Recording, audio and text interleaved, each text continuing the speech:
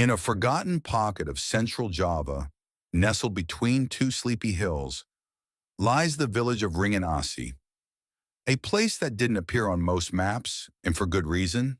The villagers believed it was safer that way. They spoke in whispers, moved before dusk, and left offerings of beta leaf and black coffee at every intersection of the village, each cup cold, untouched, yet somehow always empty the next morning. Everyone knew not to speak his name, not even in jest. They simply called him Dia yang tak disentu terang, or he who the light cannot touch. The children referred to him more bluntly, the man the shadows follow. The stories began decades ago when an outsider named Raga came to the village as a researcher. He was young, skeptical, and hungry for knowledge of the occult traditions said to be preserved in Wringin Asih. He carried books, cameras, voice recorders, but none of them could capture what truly lurked there. The elder Umbasarti had warned him on the first night. "You don't ask the shadows questions here," she told him, fingers trembling as she poured hot water over dry jasmine. "They will answer only to him, and if you listen too long, they'll start answering you." Raga didn't listen. On his third night, he broke into the locked structure behind the village hall. The building was made of blackened teak wood, old as the land itself. No windows, just a door sealed with rope and clumps of turmeric ash. The villagers never went near it. Inside, Raga found walls covered in soot-like glyphs and a circle of dried blood around a single wooden chair. That was when he heard it. Faint whispers, layered voices, dozens at once. Not from his recorder, but from the darkness itself. He should have run. He should have screamed. Instead, he sat. The shadows coiled and swayed. The air turned syrupy. A shape formed from the black. Vaguely human, but wrong. Limbs like smoke. Fingers that extended too long. Eyes that burned faintly red without ever truly glowing. It didn't speak with a voice. It entered his thoughts, filled them with names he had never heard, deaths he had never seen, and promises that felt like threats. Raga vanished the next day, but the whispers didn't stop. Now, 15 years later, his brother Arka has come to Wringin Asih. A quiet man with haunted eyes, Arka doesn't speak of Raga to the villagers. He only shows them a photograph and gets silence in return. The air in Wringin Asih is colder than it should be. Children peek from behind cracked doors. The offering cups are now full of blood. And at night, Arka hears the same voices. Soft at first, gentle, curious, and then louder, closer, commanding. "Sit." The chair waits. The shadows lean forward. They do not answer to Arka. Not yet, but they're listening. And somewhere deep within the dark, he is waiting too. Arka didn't remember falling asleep, only waking with a dry mouth and soil under his fingernails. The dawn was pale and silent. He sat outside Sarti's home, the old woman gone as if she had never lived there. Her house, still full of the scent of clove and decay, now held only silence and dust. Even the jasmine had withered overnight. He tried asking the villagers again, showed them Raga's photo, begged in low, trembling Javanese. But no one would meet his eyes. A mother pulled her child away from his shadow. That night the dreams returned. No, not dreams. They were places, real, dark, moist as breath, where the walls pulsed with chanting and the floor was slick with something that groaned when he stepped on it. He saw his brother there, or what was left. Raga's face was a mask of dried flesh, eyes sewn shut with hair, but the voice was unmistakable. "You shouldn't have come." Arka awoke in the black teak building, barefoot, his hands wet. Around him the blood circle had been redrawn, but this time the wooden chair was facing him. He staggered back, heart hammering. On the walls, the soot-like glyphs now glowed faintly, spelling out words he didn't recognize, yet somehow understood. Phrases that felt like instructions, warnings, prayers, or curses. one repeated over and over. Only he can command the silence. The following day, Arka tried to leave the village. The motorbike he'd rented was gone. The forest path he'd arrived on had vanished, swallowed by dense fog and unnatural vines. The sky above Wringin Asih never cleared. Even at noon it looked like dusk. The shadows followed him now. He'd catch them moving just a second too late, longer than his own, darker than the night, sometimes bending away from his body, like they were being pulled in the wrong direction. By the seventh night, he stopped trying to run. Instead, he started talking back. When the voices whispered, he answered. When the shadows shifted, he watched. When the chair beckoned, he approached. He began to dream in languages he'd never studied, languages that made his gums bleed and his skin itch when he spoke them aloud. One of them, he realized, was the same language Raga had been studying, the dialect of the vanished kingdom that once ruled this valley. A kingdom said to have vanished into the earth when they began summoning shadows to settle their wars. Arka started writing the words down, not in a notebook. His hands refused to hold a pen, but his fingernails scratched them into wood, into stone, even into the bark of trees. They bled, but the words came out perfect. He knew the villagers were watching him, from behind curtained windows, from rooftops in the rain, but they said nothing, because now he had begun to walk without casting a shadow at all. And every night the whispers grew louder, calling him, praising him, preparing him. He wasn't Arka anymore, not completely. A part of Raga had lived in the dark too long, and it was now living in him. And beneath Wringin Asih, in the tunnels carved before time had a name, he was stirring, waiting for the one who listened, waiting for the one who would speak the words aloud. And Arka was already mouthing them in his sleep. The villagers began lighting more candles, hundreds of them, clustered in doorways and walkways, some so close together their flames merged into walls of fire.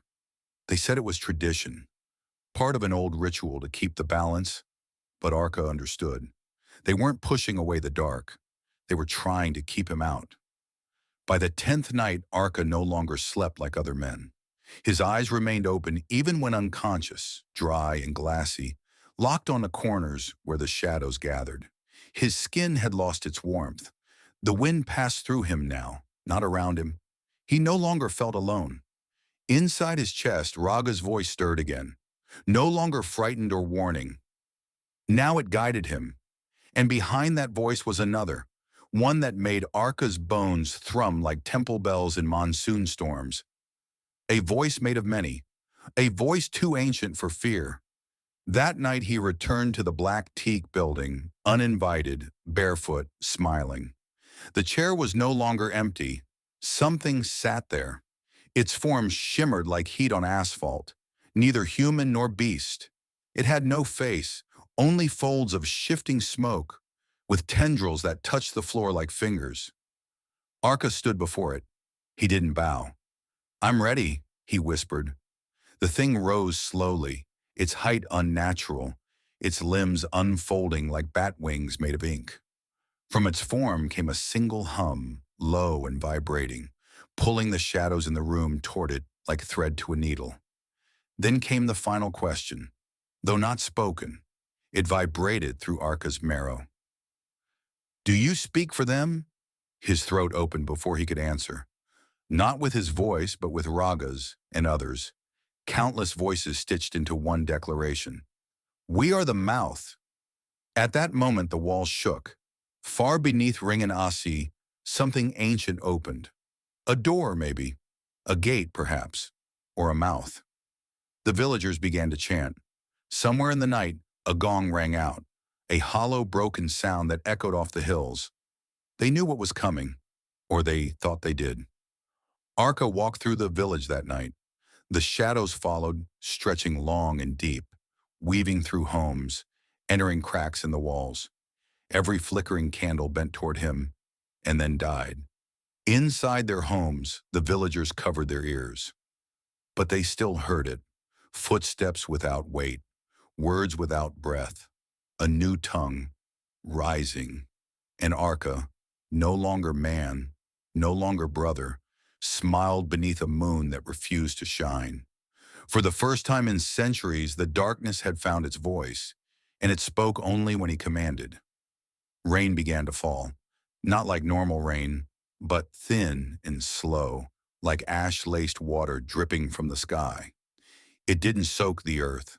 It vanished before touching the ground. Yet the smell it left behind was heavy, iron, soil, and something like burnt feathers. Arka walked calmly through the narrow alleys of Wringin Asih. Behind closed doors, prayers were muttered, old prayers, prayers the villagers hadn't dared speak in decades. But even those words held no power now. The spirits they called upon had already turned away. Each house Arka passed, a shadow peeled away from its walls, twisting, stretching, then slithering behind him like a loyal beast. He didn't look back. He didn't need to. The ground pulsed under his feet. He could feel the village breathing. By the time he reached the old banyan tree at the village square, dozens of shadows had gathered. They pooled like black oil, swirling, waiting. The tree had been there since before the Dutch came, before the kingdoms fell. It was a sacred tree, Penunggu Desa, the village's guardian. Arka reached out and placed a hand against its trunk. The wood screamed, not out loud but through the vibrations in the air. An ancient cry, like the soul of the village shriveling into dust. The leaves turned black. The roots began to writhe, and something broke deep below. Then the earth opened. It split slowly like a mouth yawning wide after centuries of silence. Beneath the banyan, a circular stairwell descended into darkness, its steps etched with the same symbols Arka had been scratching unconsciously in his sleep. He descended, torchless, fearless. With every step, the air grew colder, yet somehow thicker. The shadows followed, pouring in behind him like liquid night. The deeper he went, the more the whispering returned, but now it had form, shape, even direction. He began to recognize voices, not just Raga, but others. Umbasarti, a child who had drowned in the village river 2 years ago. A man who disappeared in 1978. A Dutch missionary who had come with Bibles and left without a tongue. They all spoke now, together, bound in darkness. And at the bottom of the stairs he found the chamber. It wasn't made of stone, but something darker, bone-like and veined. The ceiling pulsed, the floor shimmered wet, and in the center was a mirror, blacker than obsidian, taller than a man, with no frame and no reflection. Arka approached it. It rippled, and then it opened. Not outward, not inward, but in a way the human eye wasn't made to perceive. And from it stepped a figure. Not the smoke creature from the chair, but something far more refined. It wore a robe made of stitched shadow. Its face was veiled, and behind the veil there were too many eyes. Its voice was silence made solid.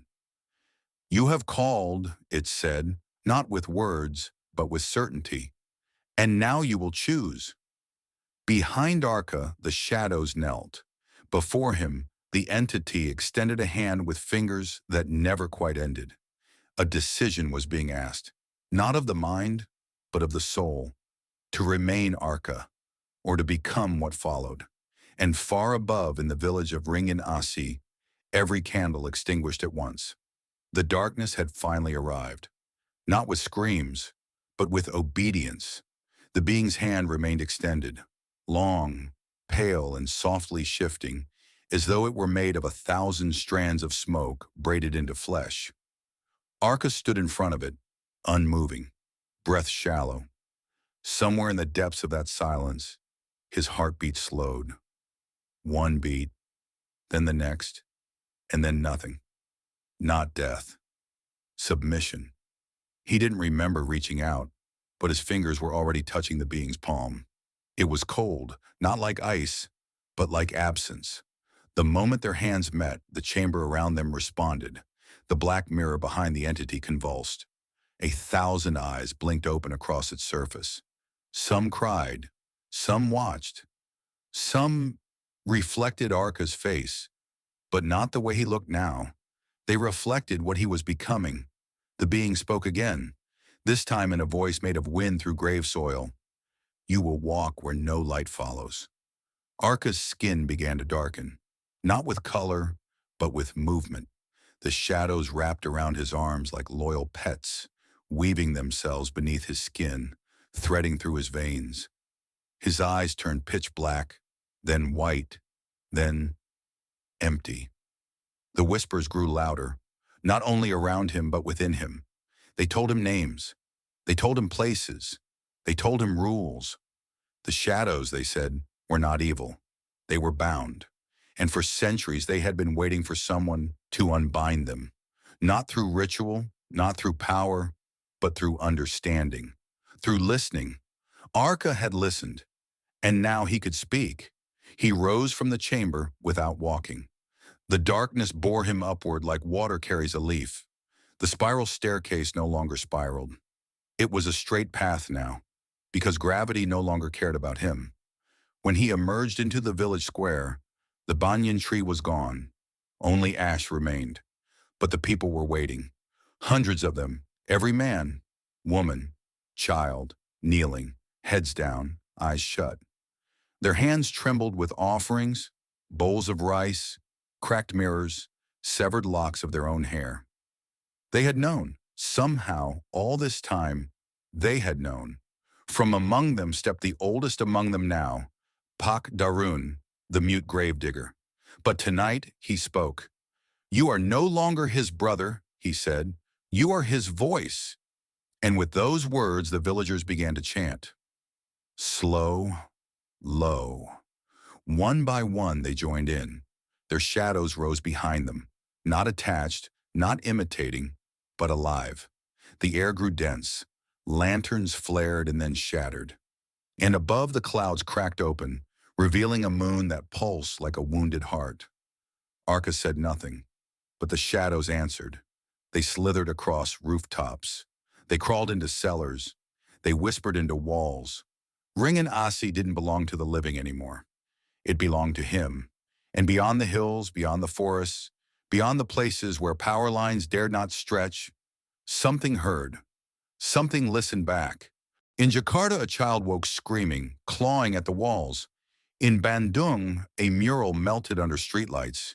In Surabaya, crows fell dead from the sky. The voice had returned. The voice that spoke not to the world, but beneath it. And its name, still unspoken. Because the moment it's spoken, it knows you heard it.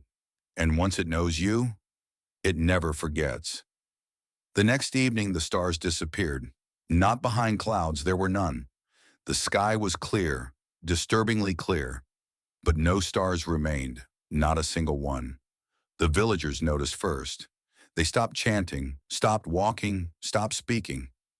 Even their shadows hesitated, curling inward like frightened animals. For centuries they had lived with fear. But this was recognition. The sky was responding. Arka stood at the center of the village, bare feet in a ring of black sand that had not been there the day before. He had not spoken a single word since returning from the chamber, but everything around him moved as if he had given command. His gaze was unfocused, fixed somewhere between this world and the one beneath it.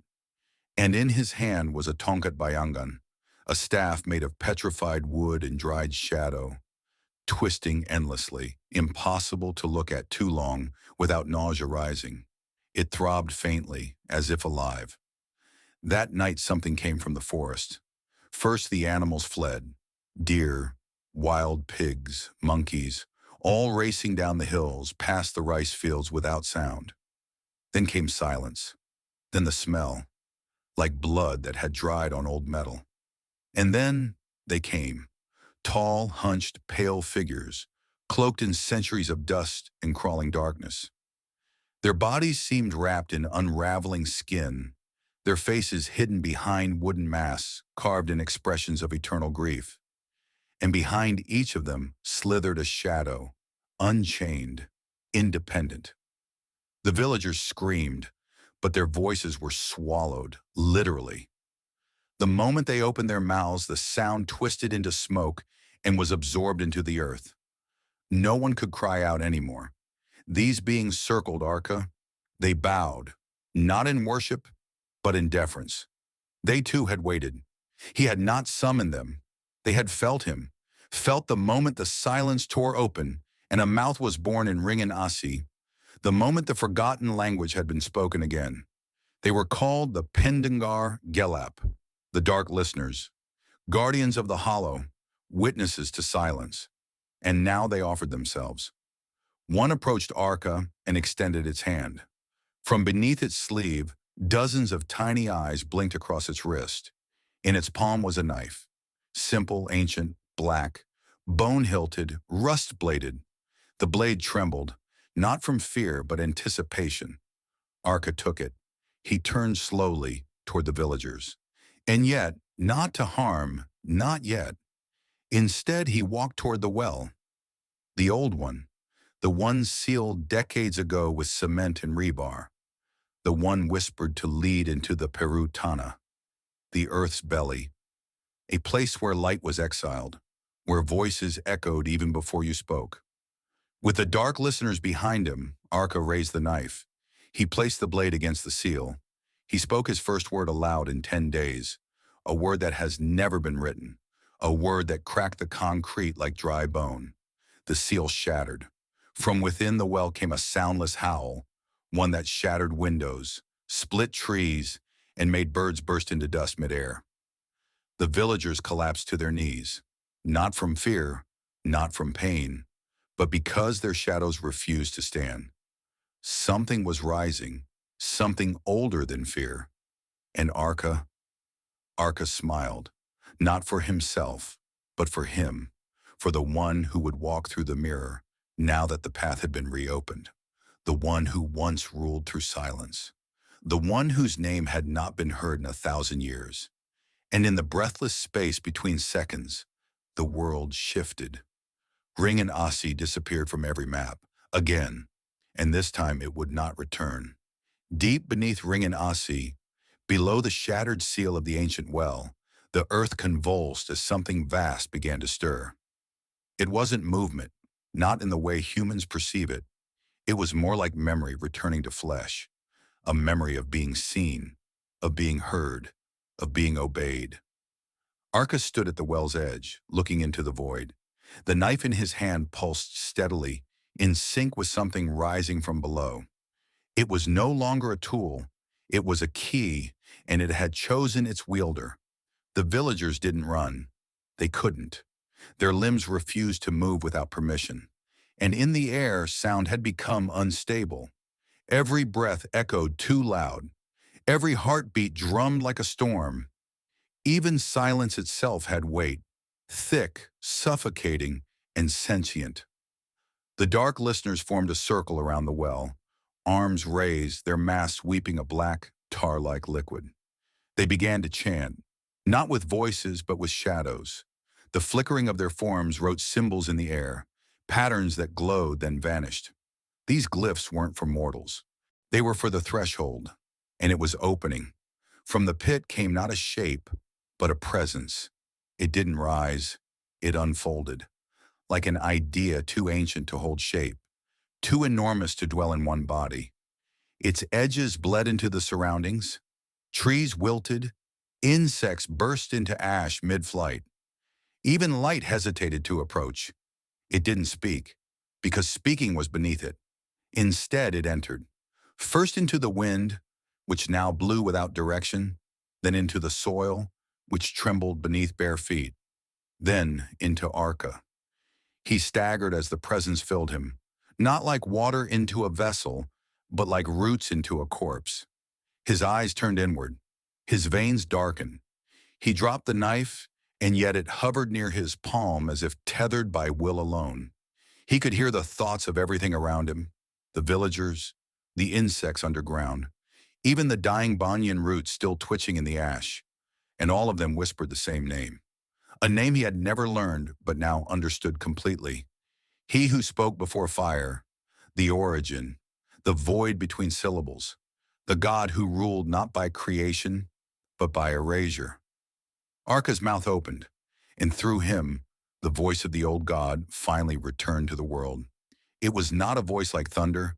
It was a reversal of sound, like breath being stolen, like silence made flesh. And the moment it was heard, the village of Wringin Asih folded inward, silently, instantly, like a piece of forgotten cloth. No scream, no smoke, no ruin. Just gone. All that remained was Arka, and the well, and the sky, now utterly black, not because of night, but because stars no longer dared to shine where he walked. But something was wrong. Far beyond Java, far beyond Indonesia, even across oceans and time zones, others felt it. A child in Ukraine drew a spiral on her bedroom wall and wept without reason. A blind man in the Sonoran desert dropped his rosary and began to hum a tune that hadn't existed in centuries. And a satellite orbiting Earth shut itself down after capturing a single blurry image of Southeast Asia. An image where something enormous and eyeless stared directly into the lens. The return had begun, not with fire, not with war, but with a man who had listened. And the world would now learn to listen too, whether it wanted to or not. The sky remained starless for 7 days. In that time, the world barely noticed Wringin Asih was gone. A blip in forgotten records. A name erased from GPS, dismissed as a data error. No police came. No drones flew overhead. The silence held. But silence does not mean peace. The whispers had already begun. In train tunnels, in sewer grates, in places untouched by daylight. People began to hear things, not in words, but in promises. Cities reported electrical surges with no source. Entire flocks of birds flew into the ocean. And in Indonesia, on the island where Wringin Asih once stood, children began drawing spiral symbols in their school books. Spirals that moved when no one looked directly at them. Arka was no longer human. His body remained, but his presence had deepened, anchored not just in the world, but beneath it. The God that now lived through him had no need for armies nor violence. It only needed obedience, and shadows obeyed. From Jakarta to Borneo, news spread of people vanishing in dark alleyways, never screaming. Entire neighborhoods began keeping their lights on through the night. Yet still, shadows moved on their own. One evening in a quiet apartment in Yogyakarta, a girl stared at her reflection too long. It blinked before she did. And then she was gone, without sound, without trace. The mirror remained. It always remained. Then came the 7th night. In a dream shared across thousands of minds, they saw him. Arka, seated on the wooden chair, deep in the earth. Shadows coiled around him like serpents. His eyes were empty, not blind, but sated. And from his mouth came not words, but a breath so deep, so slow, it made hearts stall in their sleep. That breath spread across the archipelago. The sea calmed. The wind ceased. And for one heartbeat, the whole nation listened. Then he spoke. Just once. A word that shattered glass in every mosque, church, and shrine. A word that undid prayers mid-sentence. A word that opened every locked door, not physically, but spiritually. Every soul suddenly felt visible. The dark had remembered them, and it would never forget again. Then, quiet, true quiet. Wringin Asih never reappeared. But from that day onward, every village in Java, no matter how far or hidden, began leaving cups of black coffee and betel leaves at every intersection again. Because they knew shadows no longer followed people. They followed him. And when they stopped following, they started choosing.